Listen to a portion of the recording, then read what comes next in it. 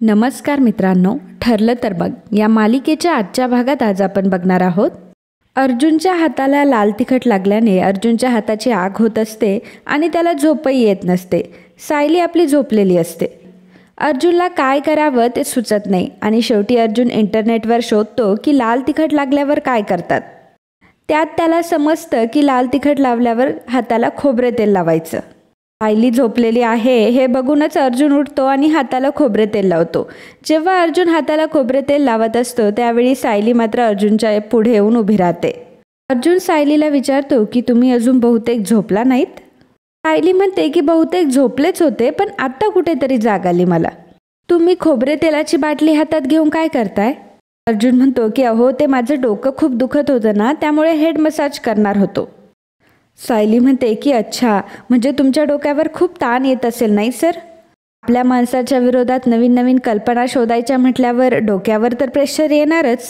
अर्जुन म्हणतो की मी कोणाला त्रास दिलाय? त्यावर सायली म्हणते की आता तुम्ही जे करताय ना, वेड पांघरून पेडगावला जाणं असं म्हणतात. आता तरी खरं बोला सर, कारण आता मला सगळं काही खरं कळलंय. अर्जुन म्हणतो की अहो तुम्ही जे म्हणताय ना ते मला अजिबात कळत नाहीये. काय म्हणताय तुम्ही? वेड पांघरून पेड वेड? जाऊ द्या, मला खूप झोप येते. हेड मसाज कॅन्सल, मी जाऊन झोपतो आता.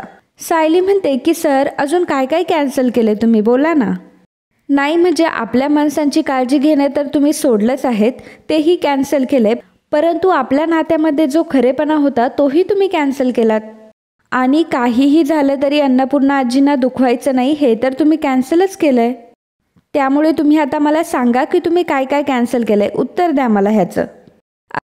माफ करा मित्रांनो, पण जर तुम्ही चॅनलवर नवीन असाल किंवा अजूनही चॅनलला जर सबस्क्राईब केलं नसेल तर प्लीज सबस्क्राईब करा आणि बेल आयकॉनवरही क्लिक करा.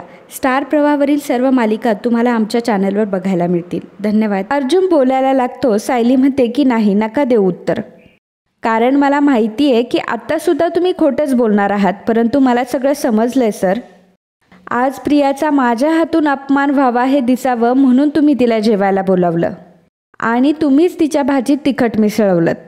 तर इकडे रात्री सर्व झोपल्यानंतर प्रिया ही किचनमध्ये येते, कारण प्रियाने अर्जुनच्या घरी जेवण केलेलं नसतं, त्यामुळे तिला खूप भूक लागलेली असते.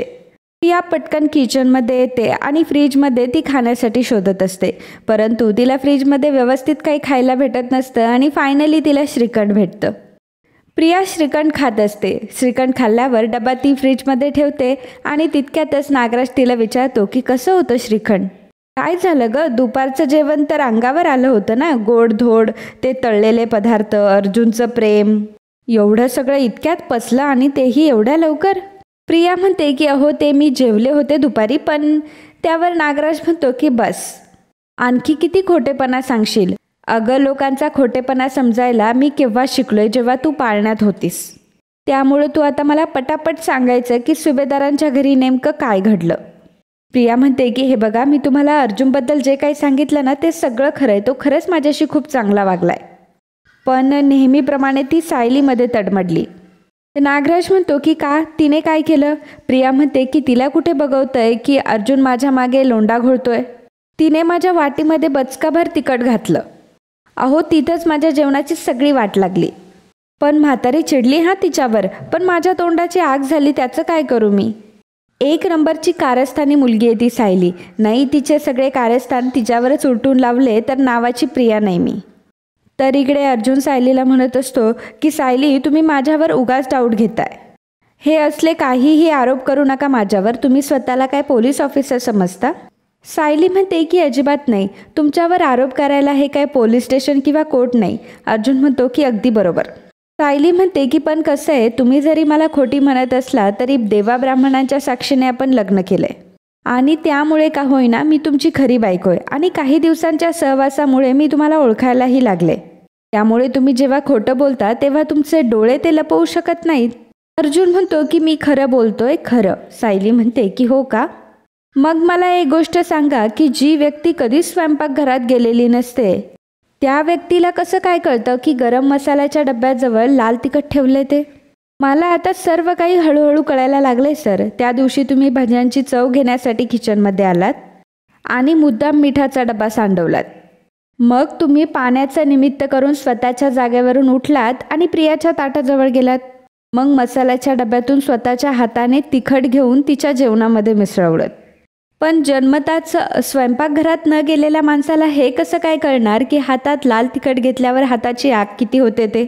मग हे असं हातात खोबरे तेलाची बाटली घेण्याची वेळ येते. अर्जुन म्हणतो की मी तुम्हाला डिटेक्टिव्ह म्हटलं होतं, ते काय तुम्ही खूपच सिरियस घेतलंय का? आता या वेळेला मी तुम्हाला जरी मर्डर केस दिली ना तरी तुम्ही पटकन सॉल्व्ह कराल ती. सायली म्हणते की 1 मिनिट, तुम्ही हे जे काही केलंय ना ते सुद्धा मर्डरपेक्षा काही कमी नाही आहे. मी तुम्हाला किती वेळा सांगितलं होतं की आपलं दुसरं लग्न टाळण्यासाठी अन्नपूर्णा आजींना दुखवायचं नाही आहे म्हणून. पण तेव्हा फक्त तुम्ही माझ्यासमोर असं दाखवलं की तुम्ही प्रयत्न थांबवलेत, परंतु खरं तर तुम्ही प्रयत्न थांबवलेच नव्हते. 1 मिनिट, स्वयंपाकघरात माझ्या हातून डाळीचा डबा कसा सांडला? अर्जुन आता नजर चोरत असतो तेव्हा सायली विचारते की तुम्हीच माझा पदर खेचलात ना, आणि मला हिसका दिला म्हणून तर डाळीचा डबा सांडला ना. मी रात्री लावलेले गजरसुद्धा तुम्हीच बंद केले आणि मला अन्नपूर्णा आजींसोबत देवळात जाऊन दिलं नाही. आणि ती सडकी भाजीसुद्धा फ्रीजमध्ये तुम्हीच ठेवलीत ना. आणि हे सर्व तुम्ही पूर्णा आजी माझ्यावर चिडाव्यात म्हणून हे सर्व केलं. तुम्ही मला विश्वासात घेऊन काहीच सांगितलं नाही, कारण तुम्हाला माहीत होतं की तुम्ही मला सांगितल्यावर मी तुम्हाला कधीच हे करू देणार नाही. आणि तरीही या गोष्टींचा काहीच उपयोग होत नाही असं म्हटल्यावर तुम्ही शेवटचं हत्यार काढलं, ते म्हणजे पूर्णा आजींचा जीव की प्राण असलेली तन्वी. तिला जर त्रास झाला तर मला काय, जगातल्या कुठल्याही व्यक्तीला पूर्णा आजी माफ करणार नाही हे तुम्हाला चांगलंच माहीत होतं. आणि म्हणूनच तुम्हाला जे हवं होतं तुम्ही तेच केलं. अर्जुन म्हणतो की खरं तर मिसेस सायली, मला तुमच्यावर चिडावं की तुमचं कौतुक करावं हेच कळत नाही. सायली म्हणते की याचा अर्थ तुम्ही मान्य करताय. अर्जुन म्हणतो की हो, हे सर्व मीच केलंय. पण आता त्याचे फॅन्टॅस्टिक रिझल्ट आले, ते तुम्हाला दिसत नाही आहे का? पूर्णा आजीने तुमचं लग्न लावून देण्याची कल्पना ड्रॉप केली आहे. आता ती पुन्हा कधीच हे करणार नाही. आणि हे सर्व मी तुम्हाला आधी मॅनेज करायला सांगितलं होतं, परंतु तुम्हाला जमलं नाही ना. तुमच्यामधली मिसेस गडबड घोटाळा आहे ना, ती आयत्या वेळी बरोबर गायब होते आणि मग चांगली सून बनून येते. तुम्ही मिशन वाईट सून तर ड्रॉप केलं म्हणून मग मला मैदानात उतरावं लागलं. आणि आता बघा त्याचे रिझल्ट की मी तेच मिशन सक्सेसफुल करून दाखवलंय. सो आता रिलॅक्स व्हा आणि शांतपणे विचार करा की आपला खूप मोठा प्रॉब्लेम आता सॉल्व्ह झालाय. पूर्णा आजीने जर आपलं वाजत गाजत लग्न लावून दिलं असतं ना तर आपल्याला कधीच डिवोर्स घेता आला नसता. त्यामुळे मी जे काही केलंय ना ते तुमच्यासाठी सुद्धा केलंय आणि तुम्ही वरून माझ्यावरच भडकताय. आणि हे सर्व बोलण्याआधी विचार करा की समोरच्या माणसाने हे सर्व का केलं असेल. तुमच्या जागी जर दुसरं कोणी असतं तर मला थँक्स म्हटलं असतं. सायली म्हणते की मी आणि थँक्स म्हणायचं. अर्जुन म्हणतो की हो. आणि मग सायली अर्जुनच्या पुढे पुढे जात असते आणि अर्जुन मागे मागे सरकत असतो. सायली म्हणते की मी तुम्हाला थँक्स म्हणायचं का? तुम्ही मला पूर्णा आजीच्या नजरेत पाडताय आणि मी तुम्हाला थँक्स म्हणू? अर्जुन म्हणतो की ठीक आहे, नका म्हणू थँक्स, फाईन. तर सायली म्हणते की थँक्स सोडा, तुमच्याशी अगदी एक शब्द बोलण्याची सुद्धा इच्छा नाही आहे माझी. अर्जुन म्हणतो की मग नका बोलू, काही फरक पडत नाही. पण आता मरेपर्यंत तुम्हाला माझी खोटी बायको म्हणून राहावं लागणार नाही ना. आता फक्त माझ्या एफर्ट्समुळे तुम्हाला पुन्हा तुमच्या मधुभाऊंकडे जाता येईल. अर्जुनची बकबक चालू असते. सायली मात्र त्याकडे पूर्ण दुर्लक्ष करते आणि लाईट बंद करते आणि झोपून घेते. अर्जुन म्हणतो की अहो मी तुमच्याशी बोलतोय, परंतु सायली त्याला काहीच उत्तर देत नाही. आणि मग अर्जुनसुद्धा नाईलाजाने झोपून घेतो. दुसऱ्या दिवशी सकाळी रविराज हा पावसातून भिजून आलेला असतो आणि प्रिया ही बाहेर चाललेली असते. प्रिया म्हणते की अहो बाबा काय चाललं हे, तुम्ही पावसात कसे भिजून आलात, तुम्ही छत्री नव्हती नेली का? तुम्ही जा बरं आधी आणि चेंज करून घ्या. रविराज म्हणतो की अगं इट्स ओके बेटा, मी काय मुद्दाम भिजलो नाही आहे, बाय चॉईस भिजलोय. मला खूप आवडतं पावसात भिजायला. तुला नाही आवडत का? त्यावर प्रिया म्हणते की हो आवडतं ना. रविराज म्हणतो की अगं ही प्रतिमाचीच सवय होती, तुला का नाही आवडणार? प्रत्येक पावसाळ्यात अगदी 4 वेळा तरी ती मनसोक्त भिजायची आणि मला सुद्धा खेचून न्यायची. आयुष्य अगदी भरभरून जगायला आवडायचं तिला. तिच्यासाठी प्रत्येक दिवस हा जणू आनंदाचा सोहळाच असायचा. आणि मग पावसासारखी एवढी सुंदर गोष्ट ती कशी काय सोडेल? प्रिया मनामध्ये म्हणत असते की आता बस ना, आता त्या प्रतिमाच्या फोटोला एकदा हार घाल आणि विषय कायमचा संपव, मला रोज रोज पकवू नकोस. तर रविराज पुढे म्हणतो की अगं पण ती तुला कधी पावसात भिजू द्यायची नाही, स्वतःची काळजी नाही करायची, परंतु तुझी तिला खूप काळजी होती. प्रिया म्हणते की आणि मला आता तुमच्या तब्येतीची काळजी बाबा. पटकन जा आणि डोकं पुसून घ्या बरं, कारण आता तुम्ही जर आजारी पडला तर ते मला अजिबात आवडणार नाही. विराज म्हणतो की ठीक आहे, मी वरती जाऊन कपडे बदलतो, पण तू माझ्यासाठी चहा ठेवशील का मस्त आलं घालून?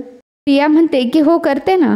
रविराज म्हणतो की अगदी प्रतिमासारखा बनव हा, म्हणजे तिच्या हाताची चव तुझ्या हाती उतरलीच असणार आहे. मी आलोच हा, असं म्हणून रविराज तिथून निघून जातो. तर इकडे अर्जुन मात्र मुद्दामच सायलीशी बोलण्याचा प्रयत्न करत असतो. अर्जुन सायलीला म्हणत असतो की मिसेस सायली, तुम्ही माझा व्हाईट शर्ट धुतलात का?